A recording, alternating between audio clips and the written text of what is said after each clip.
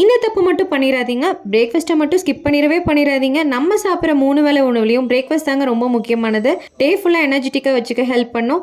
இந்த healthy பிரேக்ஃபாஸ்ட்டை save பண்ணி வச்சு ட்ரை பண்ணி பாருங்கள். அதுக்கு 1 கப் வாட்டர் ஆட் பண்ணி வாஷ் பண்ணி வச்சிருந்த பாலக்கீரையை போட்டு கொஞ்ச நேரத்தில் எடுத்து கோல்டு வாட்டரில் பிளான்ச் பண்ணி எடுத்துக்கலாம். அதை மிக்சர் ஜாரில் போட்டு ஃபைன் பேஸ்ட்டாக பண்ணி எடுத்துக்கலாம். 2 கப் இடியப்ப மாவு எடுத்து அது கூடவே சால்ட் போட்டு பாலக்கீரை பேஸ்ட்டை ஆட் பண்ணி அது கூடவே கொஞ்சம் ஹாட் வாட்டர் சேர்த்து மிக்ஸ் பண்ணி 5 நிமிஷம் வச்சுட்டு இடியப்ப ஹோல்டரில் போட்டு புழிஞ்சு ஸ்டீம் பண்ணி எடுத்தீங்கன்னா பாலக் இடியப்பம் ரெடிங்க. அதுக்கு காம்பினேஷனாக ப்ரோட்டீனுக்காக கருப்பு கொண்டக்கடலை ஓவர் நைட் சோக் பண்ணி வேக வச்சு எடுத்துக்கலாம். மிக்சர் ஜாரில் தேங்காய் கொஞ்சம் சோம்பு மிளகு போட்டு தண்ணி விட்டு அரைச்சி எடுத்துக்கலாம். கடாயில் கொஞ்சமாக ஆயில் சேர்த்து கடுகு, ஹோல் ஸ்பைசஸ், கருவேப்பிலை, 1 பெரிய வெங்காயம், ஜிஞ்சர் கார்லிக் பேஸ்ட், 2 பச்சை மிளகாய், 1 தக்காளி போட்டு நல்லா வதக்கி எடுத்துக்கலாம். தேவையான அளவுக்கு உப்பு போட்டு கொஞ்சம் மஞ்சத்தூள், மல்லித்தூள், மிளகாத்தூள் போட்டு கிரைண்ட் பண்ணி வச்சிருந்ததை ஆட் பண்ணி வேக வச்சிருந்த கொண்டக்கடலையும் போட்டு நல்லா ஒரு கொதி வந்தோன்னே இறக்கி எடுத்தீங்கன்னா கடலைக்கறி ரெடிங்க.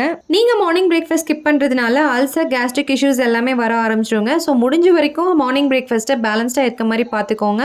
இந்த வீடியோ யூஸ்ஃபுல்லாக இருந்துச்சுன்னா ஷேர் பண்ணிவிட்டு ஃபாலோ பண்ண மறந்துடாதீங்க.